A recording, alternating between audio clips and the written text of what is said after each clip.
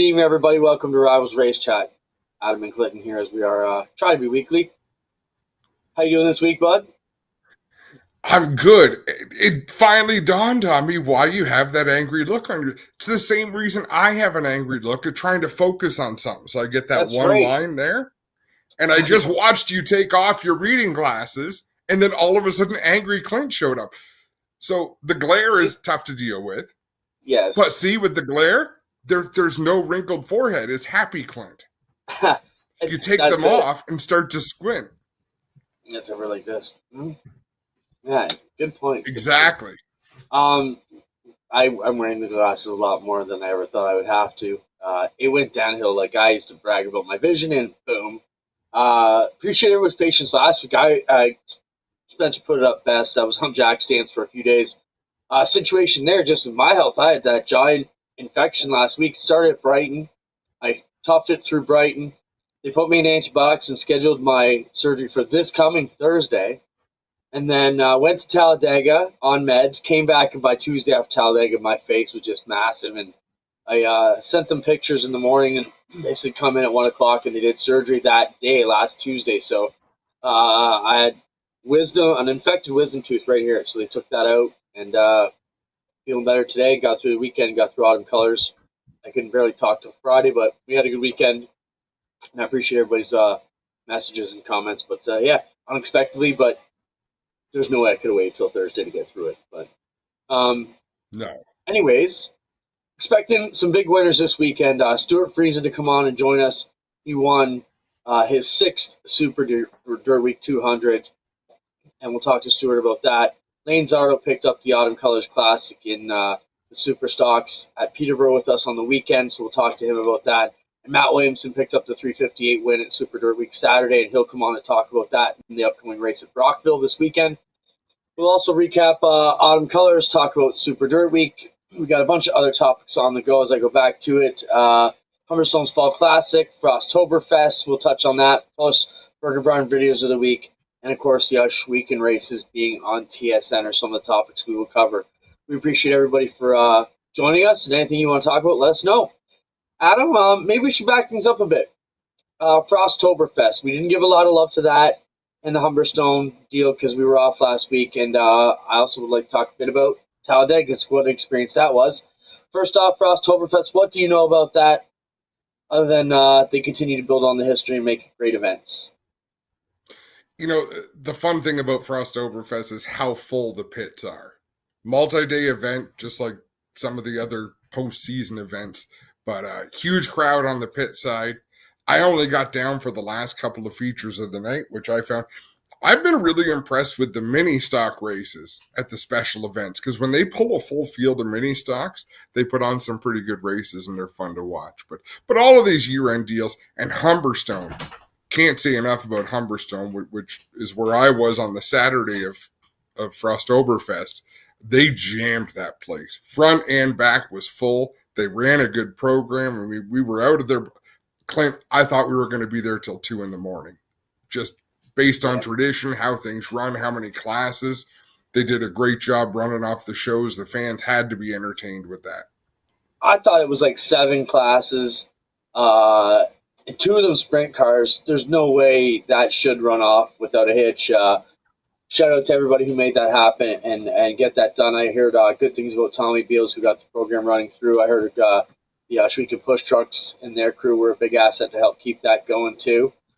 And I thought everything was great. So we'll get back on that. We've got Stewart and looks like Parker and Kirk are going to join us tonight. I was going to say we got multiple guests.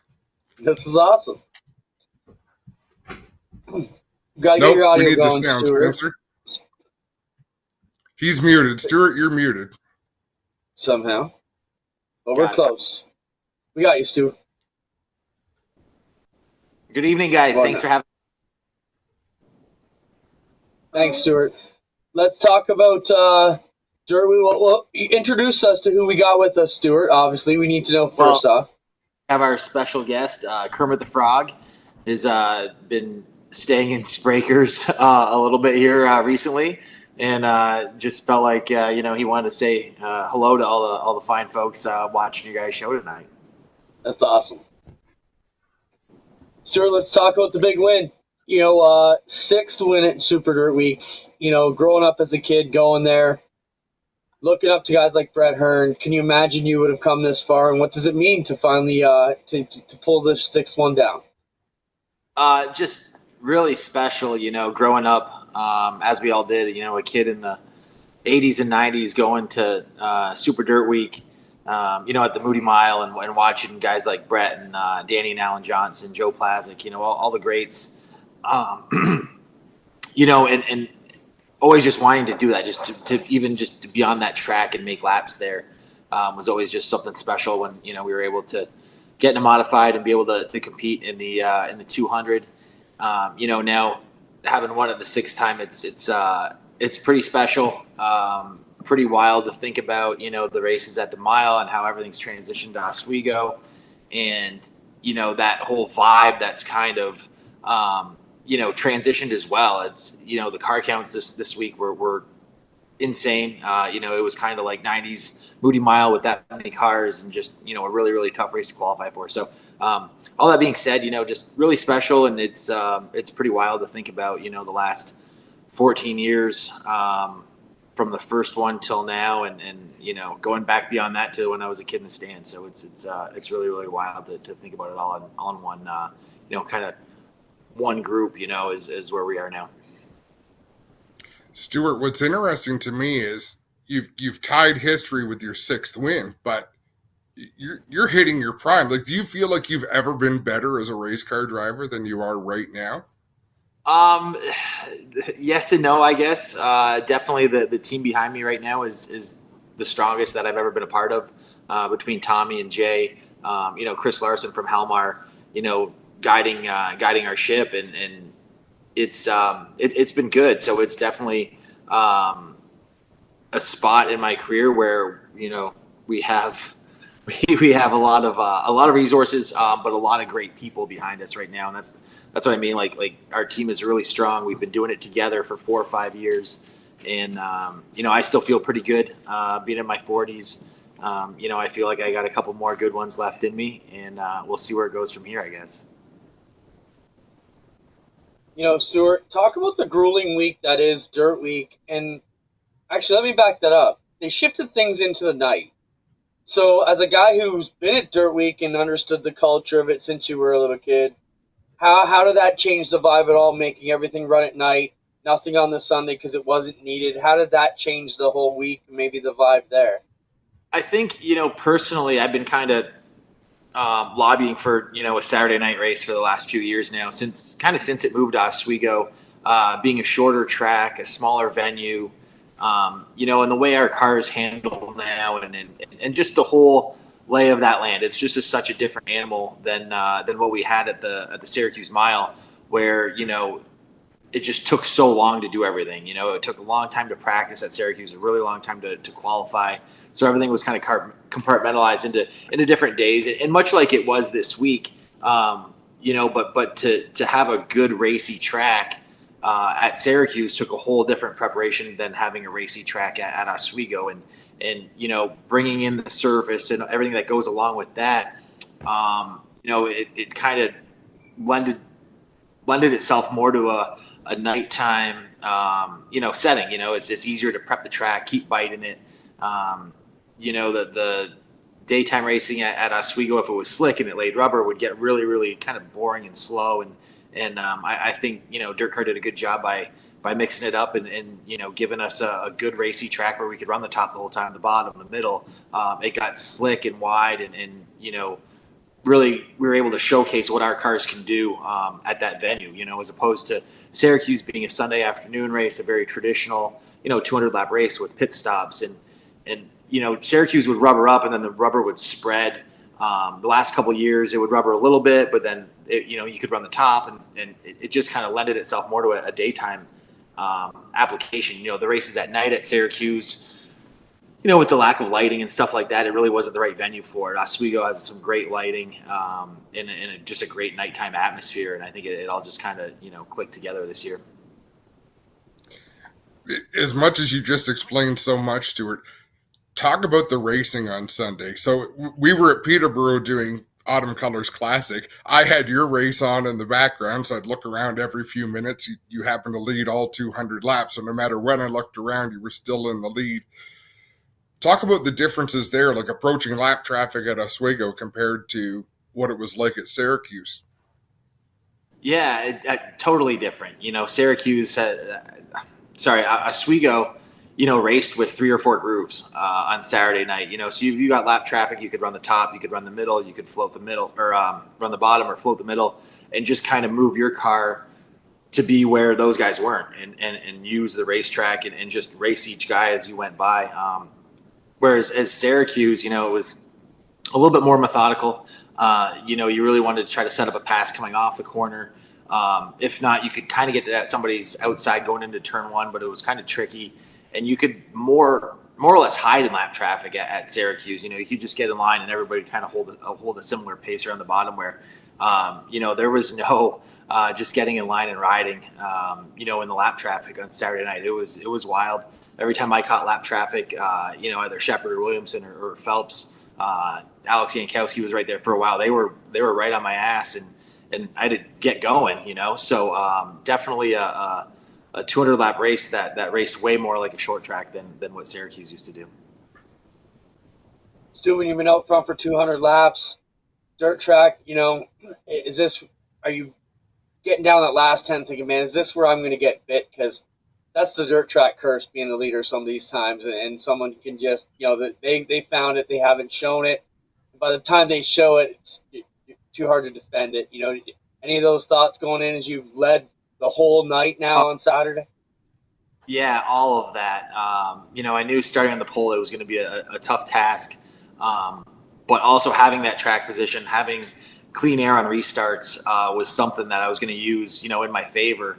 To try to get a jump, get clean air, be able to control the race, control the pace of the race. And, as the track started in the beginning of the night, it was really fast. It widened out. Didn't want to over push my stuff, but also wanted to make sure that somebody wouldn't push by me and kind of take that control of the race away from me. So just tried to do my best on restarts. We had a lot of caution flags. So, kind of getting that mindset of it's going to be a 5, maybe a 10 lap run, and we might get another caution. So to be able to push out and get a lead and control that was really, really stressful. And it was a really long 200 laps from my vantage point. So I enjoyed some of the post-race show, you sitting in with Mallet, answering some questions. And you even take the time to acknowledge some of the pains in the ass on the internet, Stewart. Why is it important to you to have fun with the people who just cause shit? Yeah, it was interesting. We got chatting about, some of the online groups, I guess, or forums. And it started earlier in the day when we were at the drivers' meeting. It was interesting because Tommy Conroy, my crew chief, was sitting next to me to my left. Spot, Ron St. Marie, Matty Williamson's crew chief was sitting right next to me on my right. Matty was next to him. And then Shepard and Randy Kisaki. And the 6 of us were lined up front row. We each had some questions we wanted to ask, so we made sure we were front and center. And Kisaki leans over to me and says, man, he goes, if Paul Arns could see us now, man, he'd be freaking out. All these guys are in cahoots.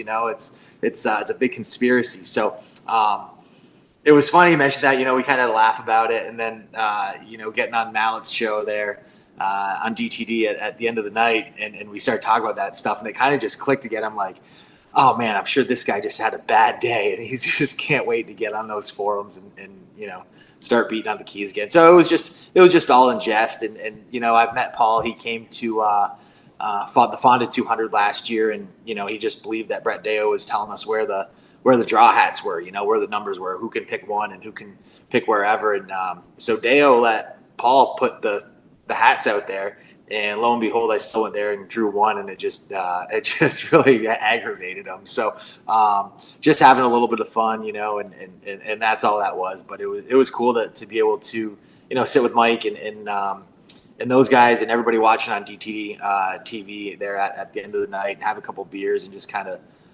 rehash the race and some of our memories of the past and have a good time with it. Let's do just one or two more. We'll let you get out of here. Before we get into what's happening with the NASCAR and the finish of your season there, are you going to race Brockville this weekend? We are actually planning on going to Georgetown, Delaware, for the 12,000 to win race Friday night this week. Right on. What's up with the NASCAR program to finish off your season? Tell us anywhere you're excited to go. What do you got left, and how many more races you got this season? We have 3 races. We're going to try to end the season as strong as we can. We have a brand new truck going to Homestead next week during Eastern States. So we'll do the Thursday short track Super Series race at Eastern States. Then fly to Miami, do our practice and qualifying on Friday. Run that race Saturday afternoon. So really looking forward to that. Had a good truck there the last 2 times we've been there the last 2 years. So we got some good notes for there, and really looking forward to getting our newest piece out on the track there. Come back for Eastern States Sunday and try to tag at Concy and get qualified there. Finish that job, and then we have Martinsville and Phoenix to end the year. So I think Eastern States will be our last dirt modified race of the year. Perhaps maybe Georgetown, which runs during Martinsville weekend, but three pretty good truck races for us where we've had some strong runs and some fast trucks. So I'm looking forward to closing the season out strong.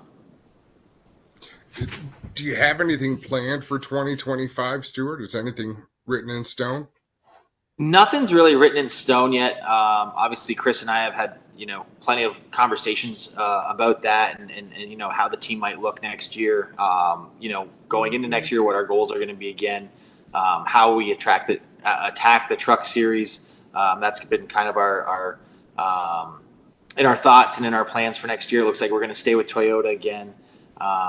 Keep building our own stuff and you kind of keep down that same path we've been on. It's been a struggle at times, but we've had a lot of speed at times too. So, use the notebook that we've built the last couple of years and hopefully keep turning the screws in the right direction and, keep fine tuning the ship. Stuart, I know a lot of the NASCAR fans will be happy to hear that, you're going to keep running. When it gets tough like that, it's got to be tough to keep pushing through with all the travel and some of the days. I mean, Adam and I don't go through all the strife you guys do. We get worn out as is, but, you got to feel like you've made some strides and you still know you can win this truck championship, right? I think we can. Obviously, we're out of it this year, but I think we've had some speed at times, and if we could just do 100% of our job at some of these races instead of 75%, we can eliminate some of those problems, which are very eliminatable.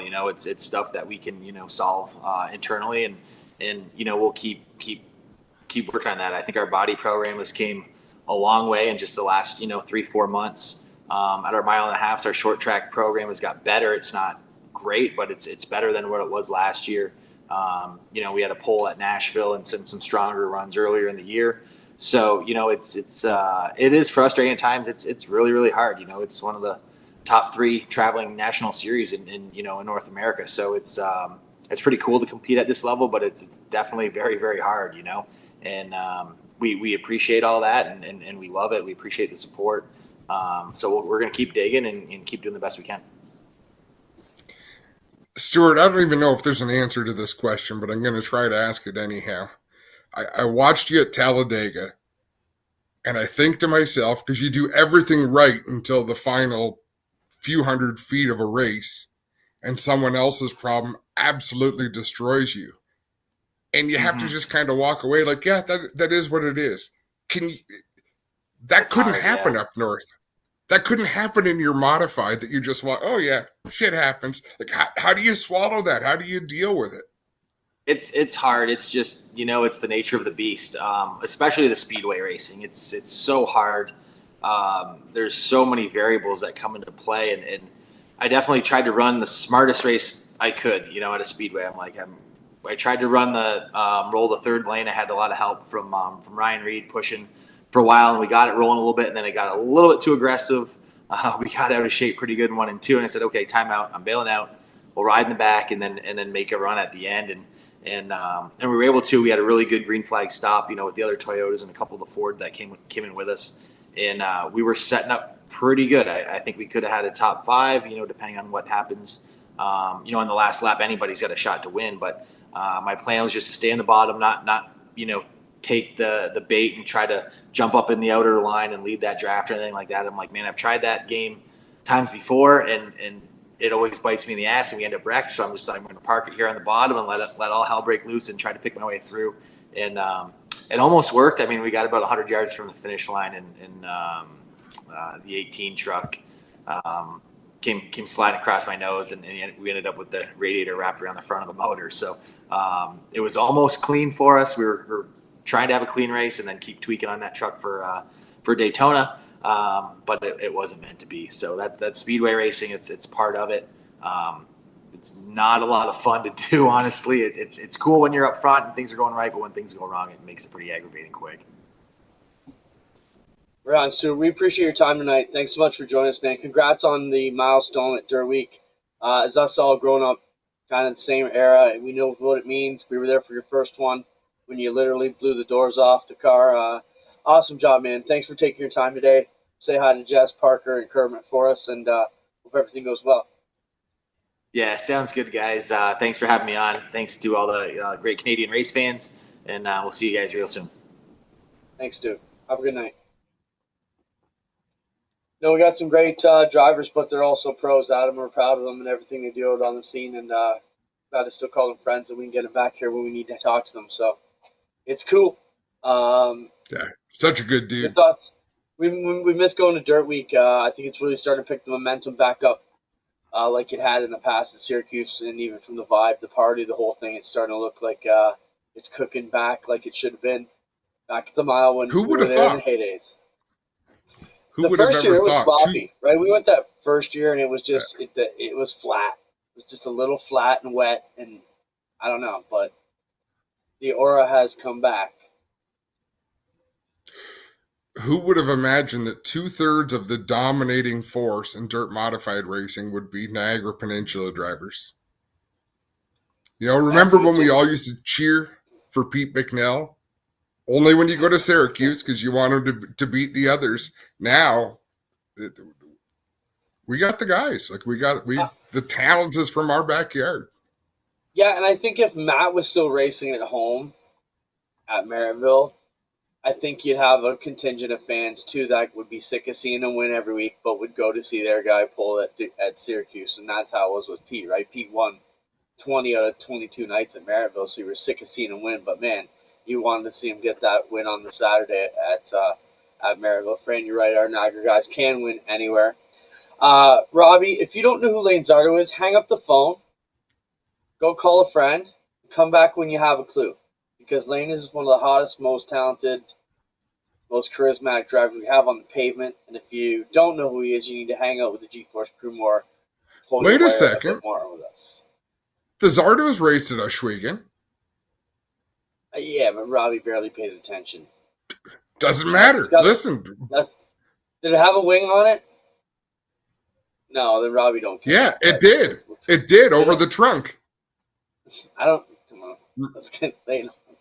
Well, welcome Lane Zardo to the program. Lane picked up the Superstock win at Autumn Colors Classic on Saturday night at Peterborough Speedway. We were there. Lane, welcome to the show, man. Good season you've had. Up and down season. Big win on Saturday night, though. How'd that go down for you? A lot of cautions, a little bit of luck, some red flags, some drama. First and foremost, got to shout out Johnny Morrison. I hope he's on the med pretty good. He had a pretty hard lick, had to go to the hospital. So hope he gets better. But yeah, that feature race was kind of just being in the right place at the right time, obviously starting up front, and all the cautions really, really helped keep my tires nice and cool. If that race had gone green, Lane, I remember you saying you felt you had a good car for the first half of the race, but after that, you have no idea what it's going to do. Do you think it would have faded pretty hard? I don't know. I felt Chenoweth on me taking the white flag. He was a gentleman about it though. He got me pretty sideways, gave a quick little lift to let me collect, and I was able to get back down in front of him. So if there's 5 or 6 more green flag laps, I don't know what would have happened. It probably would have been a repeat of 2 years ago when me and him went at it, like balls to the wall and gloves off sort of style. He was busy doing that with Daniel Hahn behind you at the end of it. But let's talk about, what is the situation, Lane? I'm not sure whether we're dirt guys, right? So I'm not sure if this is politicking on your behalf, but if I understand correctly, the motor package you got makes you run more weight, which makes it more difficult for you to keep your right rear tire on the car. Is that the Coles Notes version of what's going on? Between the weight and the engine setback rule, it's based on spark plugs. Where my spark plugs are located, our motor is about 3 inches further ahead than obviously all the Chevy crate motors. So you got about 500-600 pounds, 3 inches further ahead. You got to have that weight that much further back too to get all your percentages right. Kind of makes a pendulum effect. So like I've always said, like it's going to be very tough to beat that car in a qualifying race or for the first 20 laps. It's just you can't drive it easy enough to keep the tires on it throughout the longevity of a race. That's the fun thing about super stock racing is you can't drive those cars easy because there's always somebody there that's the contact isn't even, I don't want to say it's dirty racing because it's just the way it is. But if you check up, someone behind you is going to give you a piece of their bumper and you're going to have to chase it. Now you're really heating up the tires. Why is there not more super stocks like there was a couple of years ago, Lane? So first to kind of touch on what you said, yeah, like they're heavy to drive. They're heavy. They're hard to drive. They're pretty much school buses with a bit of a bigger motor, similar to like a NASCAR Canada style car or the old K&N or ARCA cars, which I really like. Late models, you got to be very smooth. You got to rely on a lot of setup. Open wheel cars, you got to be very gentleman-like. And I respect all forms of racing from NASCAR to F1 rally.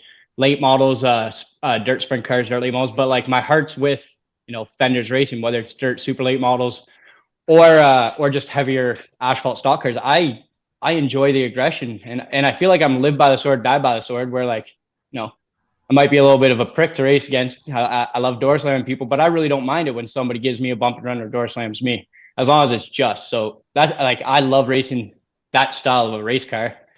And to answer your question, it's just it's cost. These cars started out where if you were pretty good at your trade as a mechanic or electrician or a plumber, you could afford to go out and race pretty much every weekend.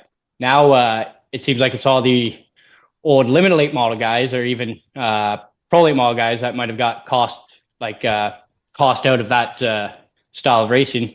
They've kind of moved down to the super stocks. It's just I don't know. Things always have to move forward, and it takes a lot of money to keep up. If you could make, what can we do to get the cost back in line, Lane? Is there anything we can do on the pavement side, or is it just a case of the economy where it is now with fuel and tires and everything? Just it's always going to be expensive. Yeah, I mean, like you can run a tire program where it's a kind of a crappier tire on the start. But normally crappier tires last a hell of a lot longer. I know that would help a lot of guys. The crate motor program, when it came out in 2008, was really good for the sport. It was about $3,000 to buy one, and they were very durable. Now they're about $8,000, and they're not as reliable. So if we could figure out more of a cost-effective engine package, keeping tires on the car for that little bit longer, you probably see a lot more guys coming into it. And another thing is, they got to allow them to start messing with their own bodies a little bit. We're not working for Hendricks Motorsports. We really don't have we don't have a wind tunnel. We barely know what the hell we're doing out here. So if we could cut a little bit of cost by saving some money on the way we hang our bodies and whatnot, I feel like that'd help a lot of guys get back out as well. How long? So the car that you run, Lane, I love the look. It's classic. That paint scheme has been racing forever and ever. Underneath all that, it looks like a tired race car, but underneath all that, I know that's top-notch equipment. how long will it last? Like, how old is the technology in that car? Is it all upgraded? So the center section was made by, I can't recall who it was made by, but it was about 1996. So the center section is actually as old as I am, 28 years old. Kenny Grubb put a new front and rear clip on it in 2012. So even all that framework, it's getting pretty tired. It's getting pretty old, and we're really starting to feel it with the team. But Brad Weto, Kenny Grubb, Chuck Dorr, they do a great job maintaining everything alongside Brian McDonald to make sure the bolt-on parts are the best of what they can be. They're always trying to figure out ways to keep the car fast and make it even faster. And not gonna lie, the motor program we got with John Saunders definitely helps out. Lane, you go to all these tracks. What place do you like to turn laps at the most? What's your most favorite spot to go to? Oshwegan. I've only got the opportunity to try dirt once or twice. Oshwegan was a hell of a time. But I mean, each track kind of has their own pros and cons. I mean, Peterborough's the funnest racetrack to drive. Really sucks to race though. Flamboro's fun when you got your car on rails. Sunset has a beautiful vicinity, and Delaware's the most challenging. If I'd have to pick and choose one, I'd say Delaware, just because the concrete makes you feel very professional. You really feel the speed there, and it's definitely the most challenging track there is. Who's your least favorite driver to see in your rearview mirror over the last 5 years? Because you said something interesting to me. You said something interesting to me when we were standing in line. You were waiting for your pay after the races, and I thought, boy, that says a lot. Right now, it's probably Sean Chenoweth. To be honest, he's a hell of a wheel man. Obviously, there's a guy that drives hot rods right now who's causing a lot of mayhem. You never really want to be anywhere around him on the racetrack. But with what me and you were talking about, I was saying I hated the little prick when I raced against him, but we really missed Garrett Mearsman racing against him. We had a pretty good rivalry. It was very interesting for the fans, and I feel like you guys helped us play it up. And once we kind of got over and we had that little bit of respect for each other, the rivalry stayed, but it was very respectful. So me and him had a lot of fun racing against each other. You know, I saw Garrett at the fry stand on Saturday night, maybe Sunday it was, and he's telling me they bought a prolate. Going to dabble at Sunset, and we will see them back in that deal. But Lane, what do you got coming up? Are you done for the year? Where are you going? What's on the plan from here on out? So we got the banquets this weekend, Delaware, and the United Racing Series up in London. Fortunately, I'm going to be riding solo. My beautiful girlfriend's going to Nashville for the first time, so hopefully she has a good time there. Then it's just kind of figuring out with the Bester Forest Products team what we want to do. Talk with Andy Schmidt. He's a big part of that team. Figure out what's best for next year, and then just do a rebuild on this hot rod that's hanging right behind me, and get some more work done on this prolate model. This hot rod and my prolate model are two programs I really feel like I need to step it up on. So we'll see what we can get done there. Well, man, whatever you're racing, we always look forward to it. And I just want to thank you for always being interesting when a microphone gets stuck in your face. It's not easy, but I know you take it seriously. You try to do things that are entertaining, man, and the sport needs more of you. Yeah, I mean, like I said, man, you ask a kid what he wants to be, and 90% of the time he's going to mention he wants to be a race car driver. So we are living the dream out there. But when you guys come along, it adds that level of profession. It makes us want to hop in front of the camera. You know, it makes us want to do silly stunts like having to stretch our legs mid-race, and makes you want to do these cool burnouts, do these wild passes, and really have something to talk about, create these storylines. So it, you guys definitely make me step up my game, and I really appreciate that. And I appreciate, I don't know, I guess I just appreciate you guys appreciating me. Let's back that up a bit. So during the race on Sunday, Lane is leading the race. We're under a red for Johnny Morrison's deal, and Lane gets out of the car under red and goes to the bathroom. Now, are you thinking before you go on strat, these jackasses are going to be all over this, and there's no way I'm going to be able to sneak a bathroom break out here without everybody knowing? Or you're just like, well, it is what it is, and we're going for it? I figure you guys were running out of things to. I figured you guys were running out of things to talk about anyways. It was kind of funny. I had to wait in line and talk with Andy. I asked him if I could cut in line. He said, try it, see what happens. So that's when I started running to the wall. But I don't know. I had to go. Thought it'd be funny. Thought it could cause a little bit of mayhem. So I don't know. If you got something kind of cool to do, even if it's a little bit frowned upon, screw it, man. Just go out there, have some fun, get your name out there, and give people something to talk about. Awesome. We appreciate it, Lane. Have a great weekend. I will see you at the banquet. I don't think I was making it, but I'll be there, and we'll have a beer or two. Thanks for joining us, man. Congrats, and we want to tell everybody Autumn Colors will be up this weekend.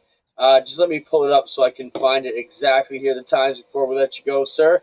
Autumn Colors this weekend will be Friday at 6, Saturday at 3, and Sunday at 12:30, free on G-Force here. If you missed it on Racing America. Thanks, Lane, for everything you do. We appreciate it. Thank you guys so much for having me on, and it was nice to talk to both you boys at the fire and just shoot the shit for a little bit. I'll talk to you boys soon. Appreciate it. Big time. Thanks, Lane. The always fired up Lane Zardo here on Race Rivals. We appreciate Lane, and there's a look from his promo shoot with us to start the season here. Came prepared to be hot and ready to go. We had some good guests. Expecting Matt Williamson still to join us. He won the small block event Friday night at Super Dirt Week. That whole day's got us. The day shift's got us all mixed up, but big time. But still good. Brockville Fall Nationals coming up this weekend for the 358 and Sportsman on the dirt end of things, racing both nights for them as well. Let's talk about Ashweekend races on TSN. The Thunderstocks were on since we were last on. We've got a couple events coming up. Spencer, throw those slides up if you can. We got races coming up this week and next week. This week, Thursday, October 17th on TSN 5 and 2 at noon and 3:30. And then again Friday at 2 p.m. on TSN 2. It will be another round will be the Northern Sprint Car Nationals on that round. And then the following week, we have, I believe, crates are coming back on. And the crates will be back on the following week. So that'll be Thursday, October 24th. And it's the Sit and Bull Tire Shootout for the crates. Thursday and Friday next week on TSN. So make sure you check those out. Adam, you went in with Greg in the studio to produce them. I thought the shows came in fantastic. Joel was asking me today what I thought. The Thunderstocks looked awesome. It's just super cool to get our guys out on the national network. Yeah, man, any opportunity to work with Greg Callan, don't tell him I said this, but it's going to be a lot of fun. I really love working with Greg. But those races were excellent. They were shot really well. The in-car camera footage came out amazing. And I think, especially with Thunder cars, I thought the in-car stuff is phenomenal. The in-car stuff on the sprint cars gives you a really good look, but it happens so fast you almost can't tell what you're looking at. In a Thunderstock, you really can take the time to watch what the cars are doing and how gifted these drivers are at controlling them. It's pretty cool. Yeah, even things that I took out in a couple minutes of watching was like, you think everybody's at 10 and 2, but Beagle, he's like at 4 and 5 or something. He's got like 5 and 7. He's like way down on the bottom. It's just different to see the different grips and how these guys deal with the situation. So to answer your call, Fran, TSN, they bring their cameras up. So we show it live on GeForce. They have their own set of cameras, and they kind of capture with their own set of eyes. Then they package it down like they do the NASCAR broadcasts, and Adam and Greg go in and revoice it when it's tight, 1 hour with commercials and everything. It really shows off good on TV. So I got to find out from Joel if we're ever able to air them, because they would be great to show.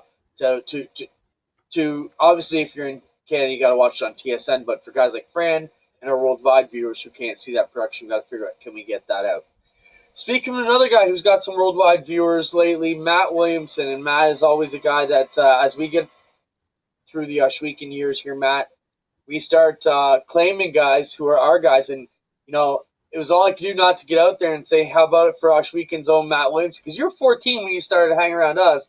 So your first big car experience in these types of cars were with us, and now you're one of the dominant forces out there, and one of the dominant three, as they would say, on the social media, which we had Stewart Friesen on talking about earlier. Matt, congratulations on another big win at Super Dirt Week. $20,000 is nothing to shake your hat at for a small block race at Oswego. Yeah, thanks for having me on as always. And like I always say, it's always good to get invited to the show because it's usually when you're doing something right. So yeah, once again, thanks for having me on. And yeah, it was a super cool week down there. Obviously, wish we would have got the big block deal done, but can't hang our head about a third place in that. I thought I froze for a second there. Clint was sitting still, and Matt, you were sitting still. I thought I went into a quick panic. I'm not going to set it up any which way. What did you think of the Super Dirt Week schedule for this season? It's never been done like this before. I thought there was pluses and minuses to everything. They had probably a lot more pluses than they did minuses. One thing I didn't like was the long drug out days. It seemed like we had to get to the racetrack around 10:30, 11, and we didn't really go on track until about 8:30 on Saturday night. So that was probably something that they could improve on going forward. I know that they want to have the drivers meeting before everybody gets busy, but for us to have to be there all day, and it's not like it's warm and August weather. It seems to be a little chilly and damp, and just kind of wears you out. That was probably the only negative. The positive was the grandstands were busier than ever. I've never seen there be that many people at Oswego, so I think the fans liked it.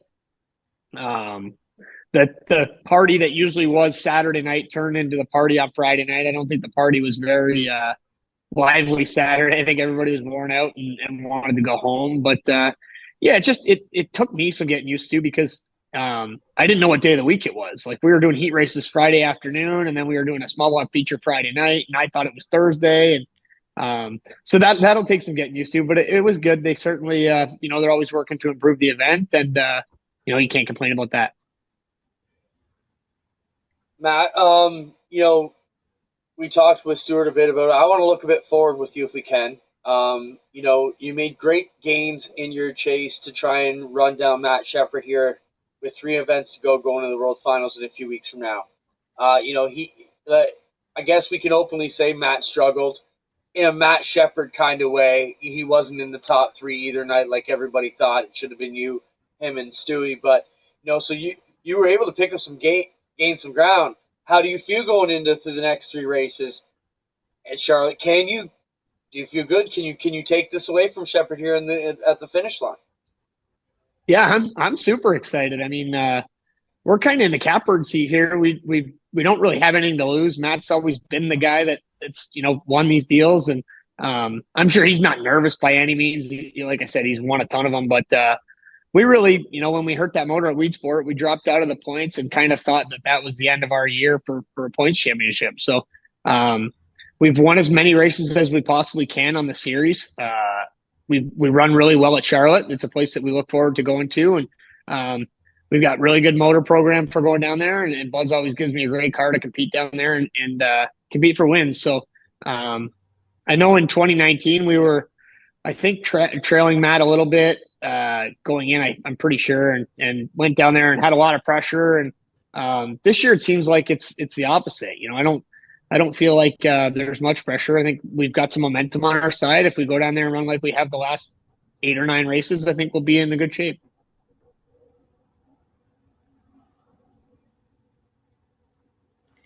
Did you freeze now, Adam? I did. I don't know what the hell I'm having. I think I'm having a stroke. Hopefully not. What did everyone... Sunday night was always Thanksgiving at Super Dirt Week. That was the fun part, right? I don't know that you would always hang around, but when we go back to where it's Syracuse, where all of the local Canadians were, there were Thanksgiving feasts happening everywhere. That's got to be a lot different this year. Did everyone go home for their dinners? Yeah, I mean, I spent Sunday at home for the first time ever, as long as I can remember anyways. We planned on going to Cornwall and racing, but every crew guy that I had was sick. I think we all had COVID, so we didn't get out of Oswego until like 9:30 in the morning, and I thought it was a nighttime race at Cornwall, so we didn't end up making it. But yeah, I got to have Thanksgiving dinner on Sunday at home, and then I got double Thanksgiving dinner because my mom and dad always planned to have Thanksgiving dinner on Monday. So I went over to their place Monday and got Thanksgiving dinner. Matt, what's going to happen with Brockville? You off to Brockville, I assume, and how's that going to run? And where do you stand with that series? We missed a race at Weedsport, actually, one of the places we really like going to. We missed a race at Weedsport to follow the Short Track Super Series, South Series. Same day race. We drove right by Weedsport. So we're not in the points for the 358 championship, but I think we're about 7th or 8th. I think we could probably get to maybe 4th if we run good on Saturday. So we're going to go up to Brockville on Friday and race for fun, really. Race for fun on Friday and race for some money on Saturday. So that'll be it's always a fun weekend. I'm more prepared than I probably ever was because we didn't race Brewerton or Cornwall last weekend. So my car's been ready to go for a couple of weeks. I'm going to go work on it a little bit tomorrow and hopefully dial it in for Brockville and go up there and chase some money. How do you make those choices, Matt? We talked to Stewart Friesen earlier, who said he's thinking of going down to Georgetown. We've seen you and one of the teams you raced with sit out certain races this year that people thought you'd be at. How do you – I know you want to support the sport, but there's also times when you want to go and make sure you got an opportunity to make a few dollars. How do you make those choices? Well, if you ask anybody on Facebook, we pick the easy ones. Why wouldn't you, Matt? Why wouldn't you? You're in a business. You do this for a living. Screw them guys. Why wouldn't you go where you could make the max money every time? And if it's easy pickings, tough titties. I don't think, they try to insult me by saying it. I think they're insulting everybody else saying, that it's easy. When you go to these races, listen, it's never easy. I mean, there was almost 100 cars at Fulton last weekend. There was 100 358s at Oswego last weekend. There was 100 big bucks at Oswego last weekend. So, there's good cars everywhere you go. If you look at the cars that didn't qualify for the big block race at Oswego, there was quite a bit of good race car drivers. So, but no, I'm going to go to Brockville just because financially it's smart on my part. I can get there in 3.5 hours from my race shop. Georgetown's eight and a half, 9.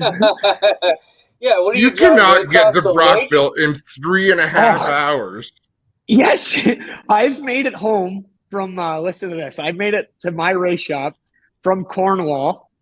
Not Brockville. Cornwall's probably 50 minutes past Brockville. I've made it home from Cornwall in 4 hours and 50 minutes, or 4 hours and 15 minutes. 4 hours and 1:05. It was pretty quick. So, hey Matt, let me give you a little bit of news, okay? In Canada, it's called stunting. They'll take your whole rig for 7 days, okay? Ask me about it. I don't do anything more than the speed limit. Yeah, right. Sure. Okay. Let's not no get stops. No pee stops. No food stops. No pee stops. That's the ticket. You gotta avoid traffic and you can't stop. That's the ticket. You can make some time down the 401 in the middle of the night. I'll give you that. Where are we going before that happened? So Matt, Brockville, World Finals. Is that it? No, we got Brockville this weekend, Eastern States next weekend. The following weekend, I think we're going to Georgetown. And then the weekend after, we're going to Charlotte for the World Finals. So how long is off season? About middle of November, which if you include banquets, it's probably not even until middle of December. And then beginning of February, pretty much we hammer it out from there. But I'm swamped in my shop right now building bodies and trying to get cars sold, trying to get cars built for next year and what we're going to do, get equipment updated and do all that stuff. So really there is no time where you can relax. I mean, I think me and my wife have a vacation booked in January and that's a week I'm looking forward to. That's for sure. Did you go to PRI, Matt? I don't think so. PRI it's like a bad time between banquets and everything, but I always try and make it. It could be last minute. I'll see what flights cost a week before, and if I can bum a room or a couch in somebody's room, maybe I'll head down for a couple of days. We'll see.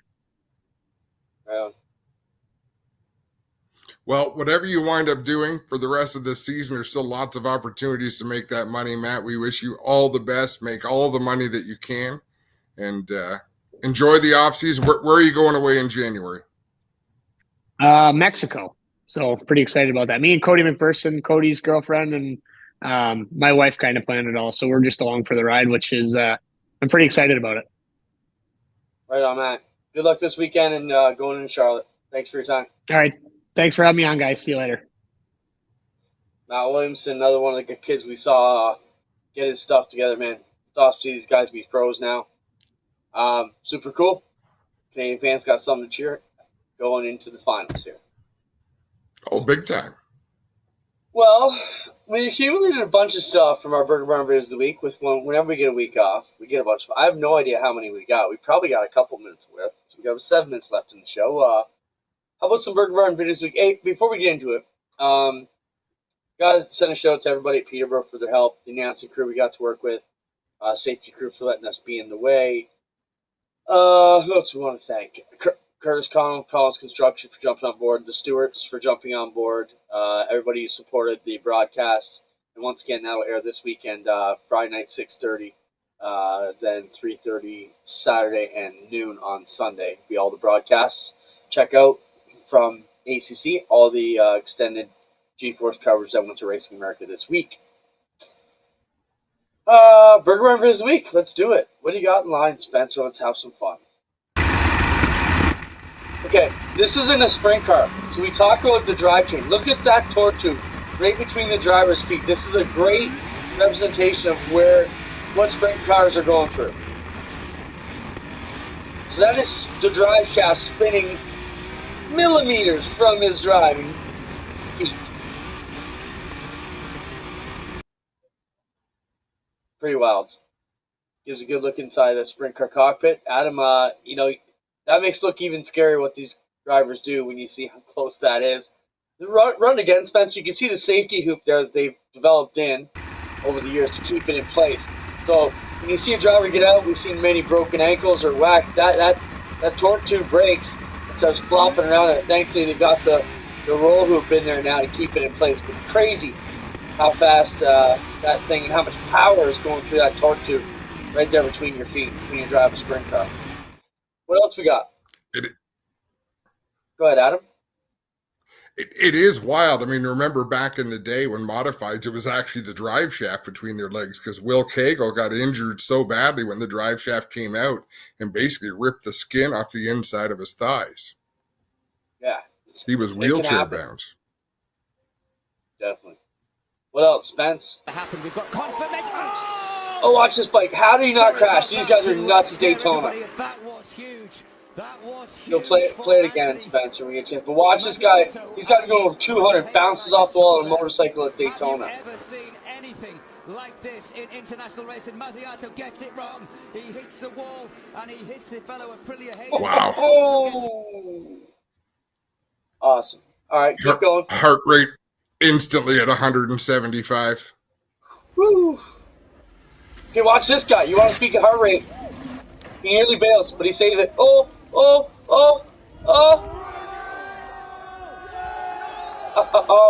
Roll out again, Spence.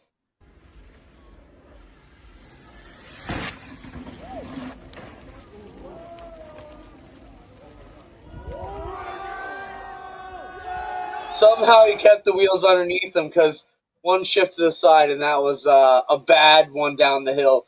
We got another one coming up. Not sure where it is in the mix, but we'll show you that. Our skateboard buddy trying to make that happen. Nearly goes off the side. Let's see what we got. Oh, this just shows you, I think, Adam, how much the wing absorbs the impact. Okay? So when you watch the sprint car flip again, just think how violent this would be if the wing wasn't there. And watch the end of it. Show it again, Spencer. Just watch the end of it and how much the wing just slows down the momentum of this car. Not there. Right here. Think how violent that smash would have been. Oh. It's just like a pillow. Just shoof, absorbs all the energy there, that bit of aluminum. Is that sprint car racing or is that bull riding from Cheyenne, Wyoming? Ooh, yeah, some of these tracks, they bitch about our track. Try racing some of the other places. That's what I love when the Americans come up. Your guys can play this. They don't know how good they got it. Let's see what else we got, Spencer. Okay, I'm sure we've shown this before. This is fireman racing. Okay, but what I want to talk about is what kind of car is this? Show the car again, Spencer. Like, just stop it if you can. Like, what kind of vehicle is that? Now, I see Larry Jackson doing this one day when he's retired with his fireman buddies, but what kind of car is it? It looks like a dune buggy, but just outfitted with big-ass tires. It also looks like it could be like an IMCA modified without a roof and body and just, I don't know, roll it again, Spencer, and then we'll let it go.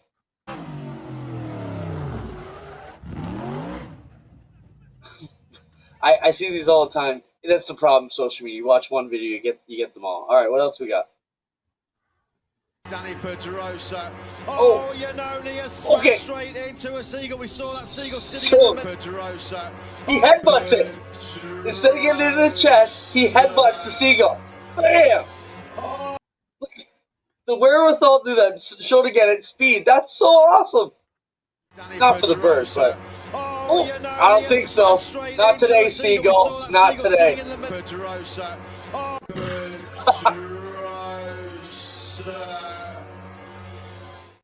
That's wild. Hey, you gotta protect yourself. Yeah. Taking a beak to the beak would be brutal. I'll tell you a quick story. I got that crotch rocket out back there and ever ride. I ride down the highway one day, and a trucker throws an apple out the window. Well, do you know what an apple is like at the QEW at 120? Like, whoa, baseball coming at you. All right, what do we got, Spencer? Don't suck. Okay, thank you. Don't suck. Don't wreck anymore. That's your crew chief kid telling you don't suck, and don't wreck anymore. Play it one more time as you're getting in the lineup. Don't suck. Okay, thank you. Don't suck. Don't wreck anymore. Don't wreck anymore. When your 2-year-old tells you how it goes. All right, keep it rolling. Oh, okay, so Todd, this is a mobile hunting stand. We're getting this for you and Greg. And then when we go to all these other tracks, we just crank up the deer stand, and you and Maudsley and Greg can... We can do it on the back of a pickup.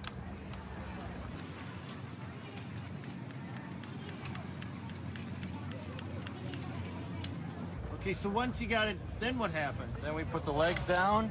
We just take a little squat out of the machine all the way around. We do that all the way around, and then we can actually put our safety bar in place, and we can go ahead and climb up in. There you go. What do you think of that? Mobile announcing tower for you guys. It's pretty awesome. I wouldn't have complained. Hey, that would be badass to have for us in the infield at Peterborough to hang out in all weekend. Would have been great. Stay warm. You got to sit down more than I did. I did. Yeah. Okay. You want to compare jobs?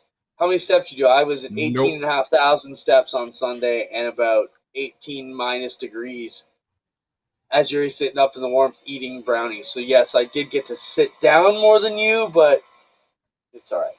What else we got? Hey, Brendan Doherty, great job on the weekend, too. Hey, when Brendan was doing the late model introductions on Sunday, I was telling him, Jack on the way home, we got to get him doing the Bruce Buffer. We're getting him a jacket, and he's going to do it right in the driver's face and scream right at them all the stats he's laying out. I thought it was awesome to see, and make sure you watch that on Sunday's portion of the broadcast. It kicks things off about 5 or 10 minutes in.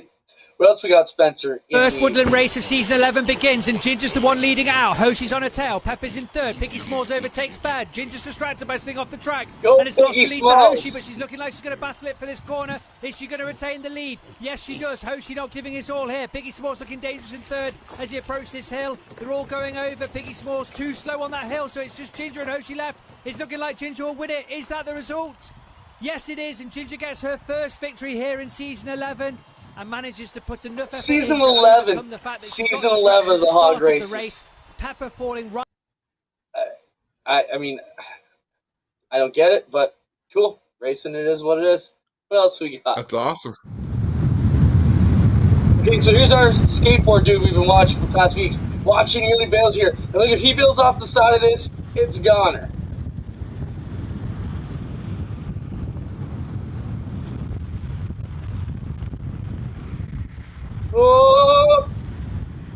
Look at that curve, man. Oh. Even right here, if he doesn't stop that. Wow. Oh. Nuts. Nuts. Yes. All right, I think we got a couple more, maybe. Because we have had 2 weeks off. No, we don't need that yet. One more left. Okay, watch this guy. Look at how fast he's going at him. Some kind of sandwich. Yeah, we've seen this one. It's insane.